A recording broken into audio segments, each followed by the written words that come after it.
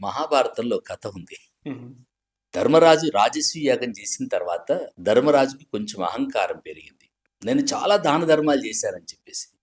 కృష్ణుడిగా చూసి వీడికి చూపించాలని చెప్పేసేసి పాతాళంలో ఉన్న బలి చక్రవర్తిని దగ్గర తీసుకెళ్దామని బలి సామ్రాజ్యానికి ధర్మరాజుని తీసుకొని వెళ్తాడు. కృష్ణుడు వస్తున్నాడని చెప్పేసేసి బలి చక్రవర్తి ఎదురొస్తాడు. ఆయన అట్టహాసంతో ఎదురొస్తాడు. హుహు. బలి వచ్చేటువంటి వైభవాన్ని చూసి ధర్మరాజు భయం వేస్తుంది.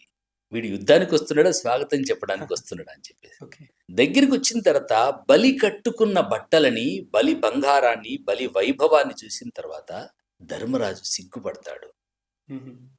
కృష్ణుణ్ణి స్వాగతం చెప్పి బలి చక్రవర్తి సింహాసనం మీద కూర్చోబెట్టి కృష్ణ పరమాత్మ పాదాలు కడుగుతూ ఉంటే కృష్ణుడు ధర్మరాజును పరిచయం చేద్దామని ప్రయత్నం చేస్తున్నాడు. బలి, నా మాట వింటావా? ఇతను హస్తినాపురపు సామ్రాట్ అంటే దేనికి అంటాడు. అదేదో తెలియనట్టుగా హస్తినాపురానికి సామ్రాట్ అయ్యా అంటే అవునా, ఏంటి ఆయన పేరు అంటాడు. యుధిష్ఠిరుడు ఈ మధ్యలో రాజసూయ యాగం చేశాడు. ఏం చేశాడు రాజసూయ యాగంలో అంటే అప్పుడు యుధిష్ఠిరుడి వైపు కృష్ణుడు చూపించి ఏం చేసావో చెప్పు అంటాడు. హుహు.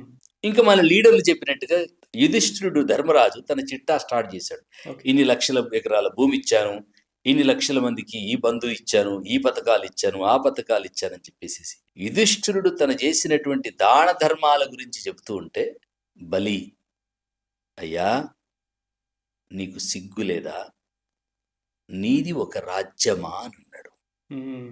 అభినందిస్తాడనుకున్నటువంటి ధర్మరాజుకి అవమానం ఎదురైతుంది. నీది ఒక రాజ్యమా, నువ్వు ఒక సామ్రాట్వా, అలా అంటున్నవేంటి అని కృష్ణుడు బలి వైపు చూసినప్పుడు అప్పుడు బలి చక్రవర్తి అంటాడు, కృష్ణ పరమాత్మ, నా రాజ్యములో పిరికెడు గింజలు వేస్తామన్నా పక్షులు కూడా రావు. ఇంతమంది బిచ్చగాళ్ళను పెట్టుకున్న రాజ్యమునిది రాజ్యమా అని అంటాడు. కరెక్ట్. హ్మ్. ఇంతమంది చెయ్యి చాచి అడిగేటువంటి రాజ్యమా? 78 సంవత్సరాలుగా సంక్షేమ పథకాలతో ఊదరు కొడుతున్నారు తప్ప సగటు పేద బిడ్డకి సమున్నతమైనటువంటి విద్యా అవకాశాలను ఇవ్వగలిగితే ఈ ప్రపంచానికి ఆ పేద బిడ్డలు అన్నం పెట్టగలుగుతారు.